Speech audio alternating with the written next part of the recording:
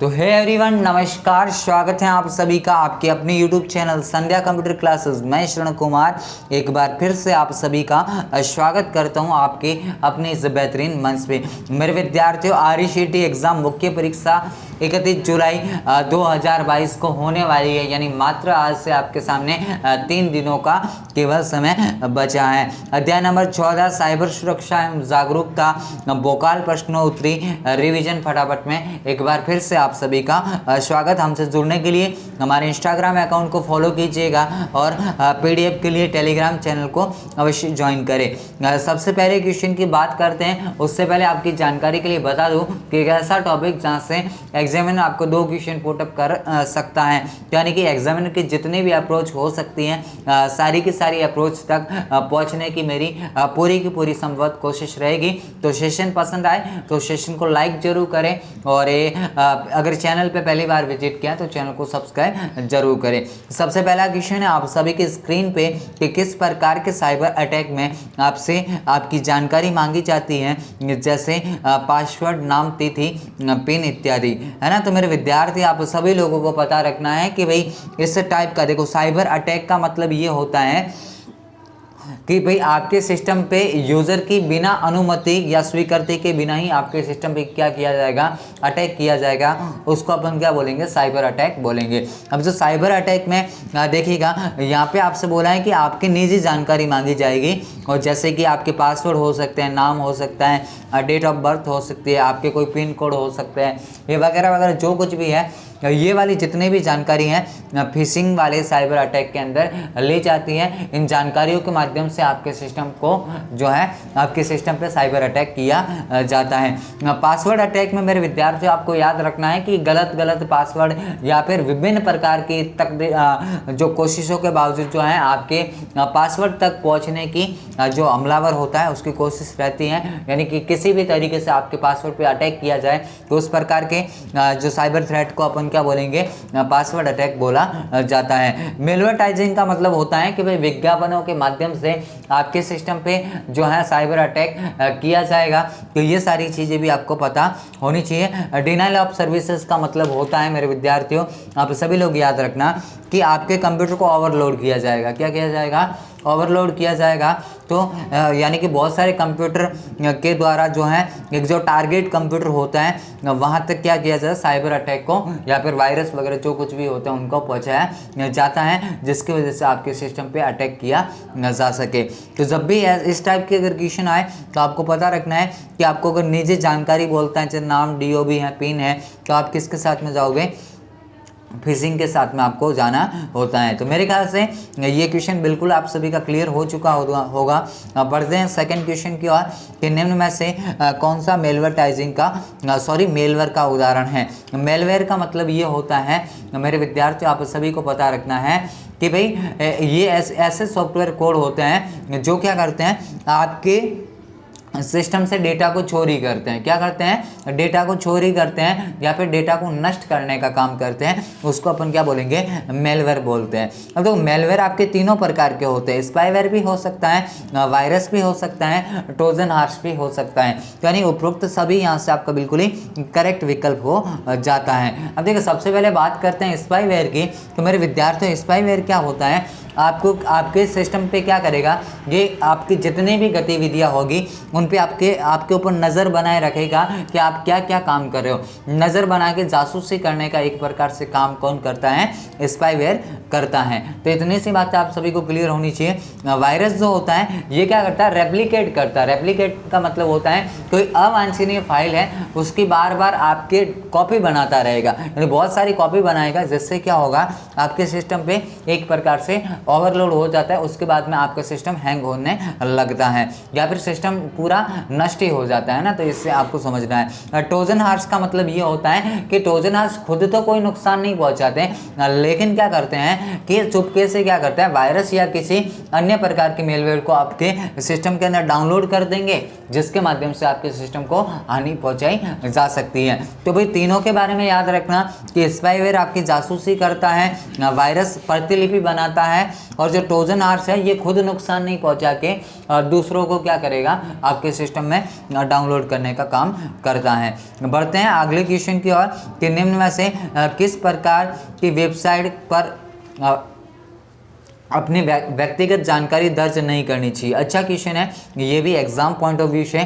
तो देखिएगा मेरे विद्यार्थियों, आपसे जब भी ऐसा बोले ना कि निम्न में से ऐसी कौन सी वेबसाइट है जिसके साथ में आपको अपनी निजी जानकारी शेयर नहीं करनी चाहिए, तो भाई ऐसी वेबसाइट जिसकी शुरुआत HTTPS से नहीं होती और जिन वेबसाइट में पैडलॉक नहीं होता, यानी ऐसा विकल्प आपको कहाँ पे दिख रहा है, तो यही दिख रहा है ना, ऑप्शन सी में ही तो दिख रहा है ना ये वाला, कि जिन वेबसाइट में पैडलॉक नहीं होता व जिन वेबसाइट के एड्रेस की शुरुआत HTTPS से नहीं होती है, उन दोनों के साथ में हमें कभी भी अपनी निजी जानकारी को शेयर नहीं करना चाहिए, क्योंकि तो बिना HTTPS वाली जितनी भी वेबसाइट है वो अनसिक्योर होती है, यानी उस पर जो है हमलावर बैठे रहते हैं, वो आपकी निजी जानकारी को चुरा सकते हैं। तो आपको हमेशा जो है अपनी जानकारी HTTPS वाली वेबसाइट के साथ में शेयर करनी चाहिए। एस का मतलब कभी कभार एग्जाम में पूछा जाता है, तो एस का मतलब सिक्योर होता है। क्या होता है? सिक्योर होता है। इतनी सी बातें आपको यहाँ से क्लियर होनी चाहिए।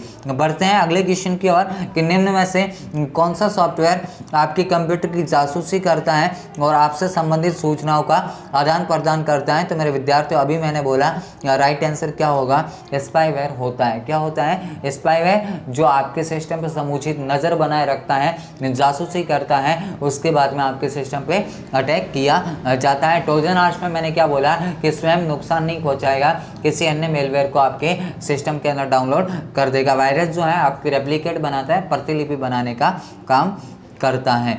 अगले क्वेश्चन की और बात करते हैं कि निम्न में से मेलवेयर का कार्य नहीं है। तो मेलवेयर में मैंने क्या बोला कि ये क्या करता है कि आपके कंप्यूटर के डेटा को नष्ट करने का काम करता है। फिर मैंने बोला कि है जो डेटा को चोरी करने का काम भी मेलवेयर का होता है। तो भाई रिकवरी ये नहीं करेगा। ऑप्शन जो आपको सी दिख रहा है ना, ये वाला यहाँ से बिल्कुल ही करेक्ट विकल्प हो जाता है। मेरे विद्यार्थियों, आई होप आप सेशन के साथ में काफ़ी इंजॉय कर रहे होंगे। अगर सेशन पसंद आए तो सेशन को लाइक जरूर करें और चैनल पे पहली बार हैं तो चैनल को सब्सक्राइब जरूर करें। देखिए मेरे विद्यार्थी, जितने भी आपके सामने क्वेश्चन लेके आ रहा हूँ, एग्जामिनर की जितनी भी अप्रोच हो सकती है वो सारे क्वेश्चन आप सभी के सामने हैं। तो ईमानदारी के साथ में 2 दिन और सेशन को अटेंड कीजिएगा। निश्चित ही हैं जो एग्जाम हॉल में आप अपने आप को काफ़ी सहज महसूस करोगे। मेरे विद्यार्थियों, आप हैं RSCET के नंबर 1 और विश्वस्त चैनल के साथ में जो हर बार विद्यार्थियों की उम्मीदों पे खरा उतरता है, और इस बार भी जो आपकी जिम्मेदारी पे खरा उतरने की जवाबदेही हमारी होगी, है ना। निम्न में से कौन सा मेलवेयर का उदाहरण नहीं है? तो जो आपके ट्रोजन हॉर्स भी होता है, स्पाईवेयर भी होता है, वायरस भी होता है। जो एंटीवायरस तो उल्टा क्या करता है, आपके सिस्टम को वायरस से बचाने का काम करता है। क्या करता है? आपके सिस्टम को वायरस से बचाने का काम करता है। फॉर एग्जाम्पल, एंटीवायरस कौन कौन से होते हैं? तो आपके अवीरा होता है, कैस्परकी होता है ना, क्विकिल होता है, नॉर्टन होता है। तो ये जितने भी चीज़ें हैं ये तो आपके किसके एग्जाम्पल है? एंटीवायरस के एग्जाम्पल है। तो यानी एंटीवायरस तो उल्टा आपके सिस्टम को सिक्योरिटी प्रदान करता है वायरस से बचाने के लिए, है ना। तो ये वाला आपका मेलवेयर का उदाहरण नहीं होगा। बढ़ते हैं अगले क्वेश्चन की ओर कि निम्न में से किस प्रकार के साइबर अटैक के द्वारा आपसे चाही गई वेबसाइट की जगह किसी अन्य वेबसाइट पर ही ले जाया जाता है। तो मेरे विद्यार्थियों, आप सभी लोग पता रखना कि जो DNS पॉइजनिंग होता है, क्या होता है? DNS जो पॉइजनिंग होता है, ये क्या करता है कि आपका जो IP एड्रेस जो डोमेन DNS होता है ना, ये क्या करता है कि आपके जो DNS होता है उसको क्या करता है कि किसी विशिष्ट IP एड्रेस में कन्वर्ट कर देता है, ताकि जो वेबसाइट के द्वारा आप पे इजीली क्या किया जाए, अटैक किया जा सके, है ना। आपके आप जो भी अपनी ओर से डोमेन नेम सिस्टम डालोगे उसको ऐसे किसी अलग IP एड्रेस में कन्वर्ट करके फिर आपको अलग वेबसाइट पे ही ले जाया जाएगा। जो वेबसाइट आपने नहीं खोजी थी उस पर डायरेक्टली आपको लेके जाएगा, फिर आपका सिस्टम हैंग होने की स्थिति में आएगा। तो इसको अपन क्या बोलेंगे? DNS पॉइजनिंग बोलते हैं। फिशिंग मैंने बता दिया है, और सेशन हाईजैक भी लगभग आप सभी को पता होना चाहिए। यानी सेशन हाईजैक में क्या होता है कि हमलावर क्लाइंट मशीन और सर्वर के बीच में क्या होता है, ऑथेंटिक सेशन की निगरानी करता है और सेशन के जो सत्र को अपने नियंत्रण में ले लेता है या फिर उसको ख़त्म ही कर देता है ना। ये आपका क्या होता है, यह सेशन हाईजैकिंग होती है। इतनी सी बातें आपको क्लियर होनी चाहिए। आगे बढ़ते हैं कि निम्न में से कौन से साइबर अटैक के प्रकार हैं। तो साइबर अटैक में मेरे विद्यार्थियों फिशिंग भी होता है, ब्राउजिंग भी है, सॉरी ब्राउजिंग नहीं होगा, सर्चिंग भी नहीं होगा, तो फिशिंग ही आपका यहाँ से करेक्ट विकल्प हो जाता है, क्योंकि नुकसान पहुँचाने का काम तो किसका है, फिशिंग का ही होता है। बाकी ब्राउजिंग सर्चिंग ये तो आपके जो है किसी प्रकार के नुकसान नहीं पहुंचाते। आगे बढ़ते हैं कि कंप्यूटर ओनर की स्वीकृति या अनुमति के बिना ही नेटवर्क या सिस्टम तक पहुंचने का प्रयास करते हैं, उसको मेरे विद्यार्थियों अपन क्या बोलेंगे। तो आप सभी को पता रखना है, आपसे क्या बोला है कि इनमें से कौन सा ऐसा है जो कंप्यूटर ओनर की स्वीकृति है ना, और बिना कंप्यूटर ने, हाँ तो इसमें सभी होगा है ना, ट्रोजन हॉर्स भी होता है, होगा, स्पाइवेयर भी होगा, वायरस भी होगा, उपरोक्त सभी आपका बिल्कुल ही करेक्ट होगा, क्योंकि ये सारे के सारे आपके अनुमति के बिना ही आपके सिस्टम पे अटैक करते हैं। अगले क्वेश्चन की बात करते हैं कि डिनाइल ऑफ सर्विसेज कंप्यूटर में करता है। तो मेरे विद्यार्थियों, मैंने बोला ना कि एक टारगेट कोई जो उसका कंप्यूटर सिस्टम होगा उस पर क्या करेगा, अलग अलग सिस्टम से क्या करेगा, उस पर ओवरलोड करने का काम करेंगे है ना, जिससे आपके जो टारगेट जो भी आपका सिस्टम होता है उसको हानि पहुंचाई जाए। तो ये क्या करता है, आपके कंप्यूटर को ओवरलोड करने का काम करता है। तो ऑप्शन ए जो दिख रहा है ना, यहाँ से आपका बिल्कुल ही करेक्ट विकल्प हो जाता है। आगे बात करते हैं कि हमलावर संक्रमित विज्ञापनों के को अपलोड कर किस प्रकार का हमला करता है। तो मैंने थोड़े टाइम पहले ही बताया ना कि अगर क्या होता है कि आपसे अगर विज्ञापनों के माध्यम से आपके सिस्टम पे जो है हमला किया जा रहा है, तो उसको मेरे विद्यार्थी अपन क्या बोलेंगे, मेलवर्टाइजिंग बोलेंगे। तो इतने से आपको बातें पता होनी चाहिए। फिर आगे बढ़ते हैं कि वेबसाइट पे विश्वास का प्रतीक क्या है। तो जितने भी वेबसाइट हैं उस पे विश्वास का प्रतीक आपका ट्रस्ट सील भी है और सिक्योर सील भी है। तो ऑप्शन ए व बी दोनों यहाँ से आपका बिल्कुल ही करेक्ट विकल्प हो जाता है। मेरे विद्यार्थियों, जितनी भी आपकी ये ट्रस्ट सील होती है ना, या फिर जो सिक्योर सील होती है, ये आपकी क्या होती है, 3 प्रकार की होती है। ट्रस्ट सील कितने प्रकार की, 3 प्रकार की होती है। कौन कौन सी सर होती है, तो देखिएगा, एक तो प्राइवेसी सील होती है। कौन सी, प्राइवेसी सील होती है। एक आपकी बिजनेस आइडेंटिफाई सील होती है, बिजनेस आइडेंटिफाई सील होती है, और एक आपकी सिक्योरिटी सील होती है। तो ये 3 जो है आपकी सील होती है, यानी कि एक तो privacy seal, business practice sale और एक आपकी व्यापार पहचान सेल। ये तीनों के बारे में आप याद रखना। अगले क्वेश्चन की बात करते हैं कि ISO का पूरा नाम क्या है, यानी कि इंटरनेशनल ऑर्गेनाइजेशन फॉर स्टैंडर्डाइजेशन, आपका जो यहाँ से बिल्कुल ही करेक्ट विकल्प हो जाते हैं। ISO का पूरा नाम यहाँ से बिल्कुल ही करेक्ट हो जाता है। फिर आगे बढ़ते हैं अगले क्वेश्चन की ओर, और अति महत्वपूर्ण क्वेश्चन है आपके एग्जाम पॉइंट ऑफ व्यू से। आपसे बोला है कि अंतर्राष्ट्रीय सुरक्षा, साइबर सुरक्षा का मानदंड इनमें से कौन सा है। तो मेरे विद्यार्थियों, आप सभी लोगों को पता रखना है कि ISO मानदंड आपका कौन सा होता है, 27001 होता है। कौन सा होता है, 27001 आपका होता है। ये जो है आपकी किससे संबंधित है, तो IT एक्ट 2000 से संबंधित है। किससे है, IT एक्ट 2000, IT एक्ट 2000।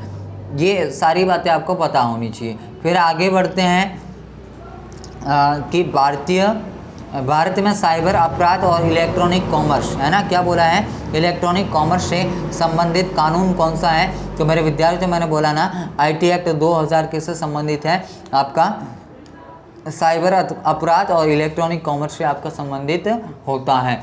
जो कॉपीराइट अधिनियम है वो आपका कब लगा है, 1957 के अंदर आपका भारतीय कॉपीराइट अधिनियम बना था। जबकि जो है आपकी क्या बोलते हैं उसको, ये संविदा अधिनियम है ना, भारतीय संविदा अधिनियम यानी कि इंडियन कॉन्ट्रैक्ट एक्ट जो है वो आपका कब है, 1872 के अंदर है। तो इतनी सी बातें अगर पूछी जाती हैं तो आप याद रखना, अदरवाइज ये तो इम्पोर्टेंट ही है ना। कि आपका ये संबंधित कानून कौन सा है, आईएसओ मानक कौन सा है, ये तो वही पूछे हुए क्वेश्चन है, तो इनको तो याद रखना ही है। आगे बात करते हैं कि कंप्यूटर स्रोत कोड के साथ में छेड़छाड़ किस प्रकार की धारा के अंदर आता है। तो मेरे विद्यार्थियों, अगर कंप्यूटर स्रोत कोड के साथ में अगर छेड़छाड़ हो रही है तो आपकी धारा 65 इसके अंदर आती है। 66 में आपका क्या होता है, तो मेरे विद्यार्थियों आप याद रखना कि हैकिंग और कंप्यूटर अपराध क्या है, हैकिंग और कंप्यूटर अपराध किस में होते हैं, आपके 66 के द्वारा इनको सुलझाया जा सकता है। इसके अलावा जो सेक्शन 67 है, सेक्शन 67 मेरे विद्यार्थियों आपकी क्या कहती है कि इलेक्ट्रॉनिक रूप से अश्लील जानकारी छापना, इसका जो भी है वो किस में रहेगा, 67 में रहेगा। जबकि 43 के अंदर आपका क्या रहेगा, इलेक्ट्रॉनिक अभिलेखों के साथ में छेड़छाड़ करना। इसके अलावा अगर बात करूं तो 406 जो है विश्वासघात का अपराध है, जबकि 420 जो है वो आपकी बोगस धोखाधड़ी होती है। तो ये इतनी सी बातें आप सभी को पता रखनी है, ताकि अगर एग्जामिनर की अगर यहाँ से अप्रोच होती है तो आपका क्वेश्चन गलत नहीं होना चाहिए। आगे बढ़ते हैं नेक्स्ट क्वेश्चन की ओर कि निम्न में से कौन सा मेलिंग शिष्टाचार के रूप में माना जाता है। तो मेरे विद्यार्थियों, जब भी आपसे ऐसा क्वेश्चन पूछे ना तो याद रखना संक्षिप्त और उचित विषय जो है ये मेरे विद्यार्थियों आपका किस नाम से जाना जाता है, मेलिंग शिष्टाचार के रूप में जाना जाता है। आगे बढ़ते हैं अगले क्वेश्चन की ओर कि भारतीय आईटी अधिनियम 2000 नियम किस क्षेत्र को नियंत्रित करने के लिए बनाए गए हैं। तो जो आपकी सूचना प्रौद्योगिकी है, ऑप्शन सी जो आपको दिख रहा है यहाँ से बिल्कुल ही करेक्ट विकल्प हो जाता है। तो नेक्स्ट क्वेश्चन की बात करते हैं कि एक मजबूत पासवर्ड होना चाहिए। तो मेरे विद्यार्थियों, आपका मजबूत पासवर्ड कौन कहलाएगा, जिसमें कम से कम 8 तो क्या हो, वर्ण हो, थोड़ी बहुत संख्याएं भी हो और वर्षों का संयोजन भी हो, फर्स्ट लेटर आपका कैपिटल भी हो, ये सारी चीज़ें देखी जाती हैं, उसी को अपन क्या बोलते हैं, मजबूत पासवर्ड बोलते हैं। मान के चलो कि अगर मैं मजबूत पासवर्ड रखना चाह रहा हूँ तो मैं ये रख सकता हूँ apple@h, है ना, फिर 456।